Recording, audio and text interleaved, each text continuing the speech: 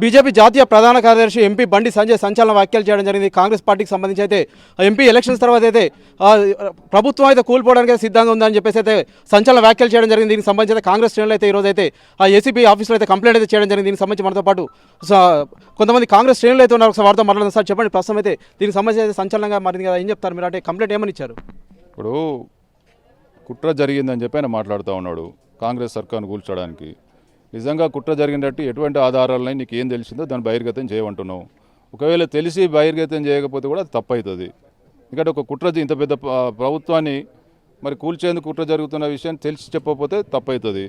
ఒకవేళ తెలియకుండా వట్టిగానే మాట్లాడితే కూడా అది చాలా తప్పు. ఎందుకంటే స్పష్టమైన మెజారిటీ ఇచ్చినటువంటి ప్రజల మనోభావాలను, అదేవిధంగా కాంగ్రెస్ కార్యకర్తల మనోభావాలను దెబ్బతీసే విధంగా మాట్లాడినందుకు ఖచ్చితంగా అట్లయినా కూడా ఒకవేళ తెలిసి చెప్పకుండా ఏ విధంగా అయినా కూడా అతని మీద చట్టపరంగా చర్య తీసుకోవాలని చెప్పి మేము డిమాండ్ చేస్తూ ఉన్నాం. ఇప్పటికైనా కూడా నీ నిజంగానే కుట్ర జరిగినట్టు ఏ విధంగా తెలిసింది, ఏ సోర్స్ ద్వారా తెలిసింది, దాన్ని ఇప్పటికైనా బహిర్గతం చేయమని చెప్తా ఉన్నాం. లేకపోతే ఏది పడుతుంది ఎట్లా పడుతుంది మాట్లాడితే కాంగ్రెస్ పార్టీ చూస్తూ కూర్చోదు. ప్రతి ఒక్క కార్యకర్త ఈరోజు నువ్వు మాట్లాడిన దాని మీద జవాబు చెప్పాలని చెప్పి కోరుతా ఉన్నాడు. మేము ఈ ఒక్కటే కాదు, అవసరమైతే ఎక్కడైనా ఫిర్యాదు చేస్తాం. దీని మీద స్పష్టమైన మరి వైఖరి ఆయన ప్రకటించకపోతే దాన్ని చేయాలని చెప్పి డిమాండ్ చేస్తూ ఉన్నాం.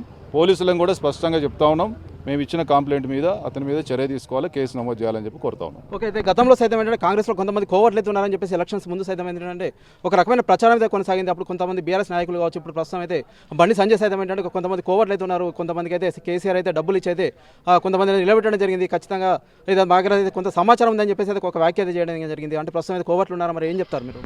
ఇప్పుడు వాళ్ళ పార్టీకి వాళ్ళకి దిక్కు లేదు, ఎవరు ఏం మాట్లాడుతాడో తెలియదు, ఎవరు ఎటు పోతారో తెలియదు.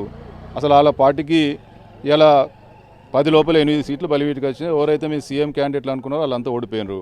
వాళ్ళదే చక్కగా లేదు, కాంగ్రెస్ పార్టీ గురించి వాళ్ళు మాట్లాడడానికి అసలు వాళ్ళకి అర్హతనే లేదు. వాళ్ళది ఇల్లు చక్కదిద్దుకోక ఇలా 64 మంది మెజార్టీతోటి స్పష్టమైన మెజార్టీ ఉంది. కాంగ్రెస్ పార్టీకి సంబంధించినటువంటి ఎమ్మెల్యేలు కావచ్చు, ఇలా కాంగ్రెస్ పార్టీ ప్రభుత్వం పకడ్బందీగా 6 గ్యారంటీలను అమలు పరుస్తూ ఇలా ప్రజాపాలన పెద్ద ఎత్తున మొన్న కొన్ని వేల మంది, అంటే గత 10 సంవత్సరాలుగా పేరుకుపోయినటువంటి సమస్యలన్నిటి మీద ఇలా స్పష్టంగా ప్రజలంతా ముందుకొచ్చారు. పెద్ద ఎత్తున కాంగ్రెస్ పార్టీ ప్రభుత్వానికి సంబంధించి మద్దతు పలుకుతూ ఉన్నారు. ప్రజలంతా కూడా ఒక స్పష్టతతో కాంగ్రెస్ ప్రభుత్వంలో మాకు లాభం జరుగుతుంది అనేటువంటి స్పష్టతతో ఉన్నారు. నాయకులం కార్యకర్తలం కూడా ఇవాళ ఒక పట్టుదలతోటి ఇవాళ 9.5 సంవత్సరాల మరి ఏదైతే వివక్షకు గురైనటువంటి అన్ని వర్గాల ప్రజలకు కూడా న్యాయం చేయాలనేటువంటి పట్టుదలతో ఇలా ప్రభుత్వం పోతా ఉంది. దీన్ని జీర్ణించుకోలేక ఏం మాట్లాడాలో తెలియక కాంగ్రెస్ పార్టీ ఇటువంటి మాటలు మాట్లాడుతూ ఉన్నారు. ఇప్పటికైనా చెప్తా ఉన్నాం, ఇటువంటి మాటలు బంద్ చేయండి. కాంగ్రెస్ పార్టీ కార్యకర్తలు చూస్తూ ఊరుకోం. ఇవాళ నీరు సక్కలేక నీళ్లు సక్కలేక ఇంకొని మీద బురద వెళ్తా అంటే ఊరుకునే ముచ్చట్లేదు. తప్పకుండా కాంగ్రెస్ పార్టీ ఈ 5 సంవత్సరాలు, అదేవిధంగా రాబోయే మళ్ళొక 15 సంవత్సరాలు ఇవాళ కాంగ్రెస్ ప్రభుత్వం తెలంగాణలో రేవంత్ రెడ్డి గారి నాయకత్వంలో తప్పకుండా పనిచేస్తాం. రాహుల్ గాంధీ గారు ప్రధానమంత్రి కావడం ఖాయం. కేంద్రంలో రాష్ట్రంలో అధికారంలో ఉండి తప్పకుండా ప్రజలందరికీ కూడా ఇచ్చిన హామీలను నెరవేరుస్తాం. వీళ్ళు పగటి కళలు కానీ ఎట్లా పడితే అట్లా బురద తల్లుతా అంటే కాంగ్రెస్ పార్టీ చూస్తూ ఊరుకోదని చెప్పి చెప్తాం. ఓకే, ఫైనల్గా చెప్పండి, కంప్లైంట్ ఏమని ఇచ్చారు? అంటే దానికి సంబంధించి అయితే ఏ సెక్షన్ అయితే నమోదైతే అని మీరు భావిస్తున్నారు సార్? మేము ఒకటే చెప్తా ఉన్నాం, ఒకవేళ నిజంగానే కుట్ర జరిగినట్టు తెలిస్తే అది చెప్పకపోవడం కూడా తప్పే.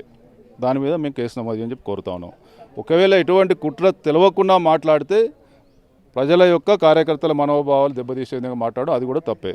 ఈ రెండింటి మీద విచారణ జరిపి కేసు నమోదు చెప్పి మేము ఫిర్యాదు చేయడం జరిగింది. ఓకే అండి, ప్రస్తుతం అయితే కాంగ్రెస్ పార్టీకి సంబంధించి కోమటిరెడ్డి నరేంద్ర రెడ్డి అయితే ఉన్నారు. మేమైతే కాంగ్రెస్ పార్టీకి సంబంధించి అయితే మా కార్యకర్తల మనోభావాలు అయితే దెబ్బతీసే విధంగా అయితే బండి సంజయ్ అయితే వ్యాఖ్యానించడం జరిగింది. అంతేకాకుండా వారి దగ్గర ఏమైనా సాక్ష్యాధారాలు ఉంటే ఖచ్చితంగా వాటిని అయితే సబ్మిట్ చేయాలి. అంతేకాకుండా ఇలాంటి గాలి మాటలు చెప్పడం సబబు కాదని చెప్పేసి అయితే వీరైతే చెప్తున్న పరిస్థితి మనం చూస్తున్నాం.